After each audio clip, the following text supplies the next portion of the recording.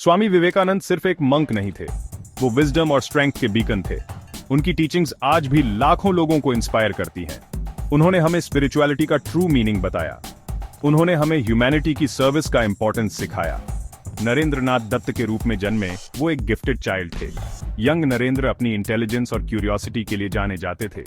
वो हर चीज पे क्वेश्चन करते थे और पूरे बीइंग से ट्रूथ ढूंढते थे।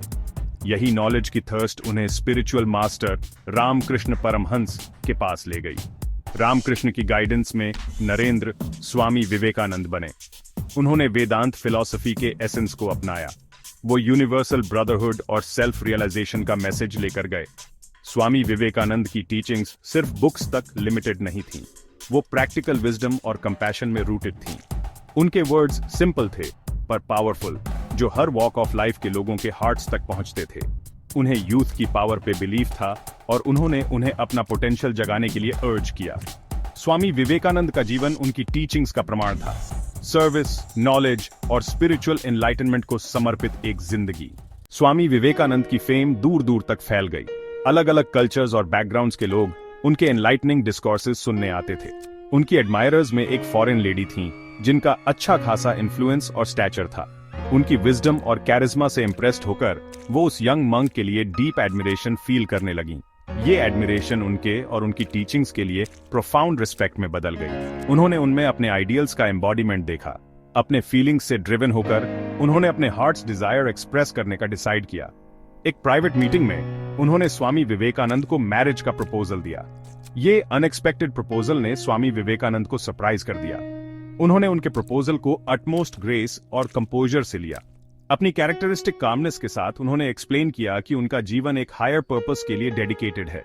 उन्होंने वर्ल्डली अटैचमेंट्स त्याग दिए थे, स्पिरिचुअल लिबरेशन के पाथ पर चलने के लिए।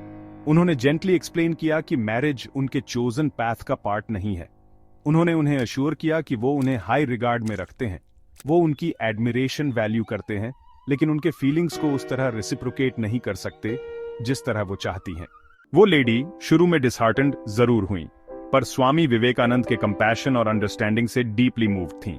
उन्होंने उनके कॉलिंग के कमिटमेंट की डेप्थ रियलाइज की। रिजेक्टेड फील करने के बजाय उन्होंने उनके अनवेवरिंग डिवोशन के लिए प्रोफाउंड रिस्पेक्ट फील किया।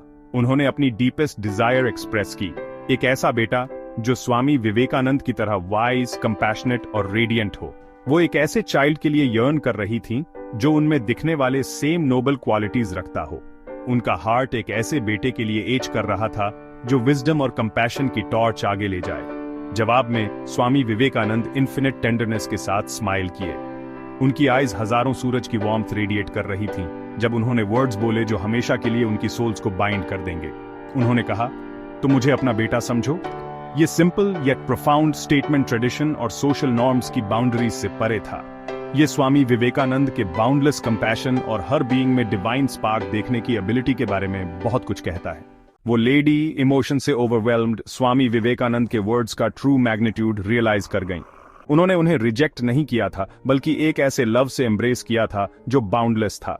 उन्होंने उस मोमेंट में देखा कि उनका कंपैशन सोसाइटल एक्सपेक्टेशंस से परे जाता है। वो उनके फीट में बो डाउन हो गईं, आंखों से टीयर्स बह रहे थे। सरेंडर के उस जेस्चर में उन्होंने उनकी ग्रेटनेस एक्नॉलेज की। उन्होंने रिकॉग्नाइज किया कि उनका लव और विजडम किसी पार्टिकुलर रिलेशनशिप तक लिमिटेड नहीं था, वो यूनिवर्सल और ऑल इनकम्पेसिंग था। ये इंसिडेंट स्वामी विवेकानंद की टीचिंग्स का एसेंस रिवील करता है। वो हर वुमन में डिवाइन मदर देखते थे। वो ह्यूमन इमोशंस और एस्पिरेशंस की यूनिवर्सैलिटी रिकॉग्नाइज करते थे। उन्होंने हमें सिखाया कि ट्रू स्पिरिचुअलिटी खुद में और सभी बीइंग्स में डिविनिटी रिकॉग्नाइज करने में है। स्वामी विवेकानंद का लाइफ और टीचिंग्स आज भी हमें इंस्पायर करते हैं। उन्होंने हमें सेल्फ रियलाइजेशन का पाथ दिखाया।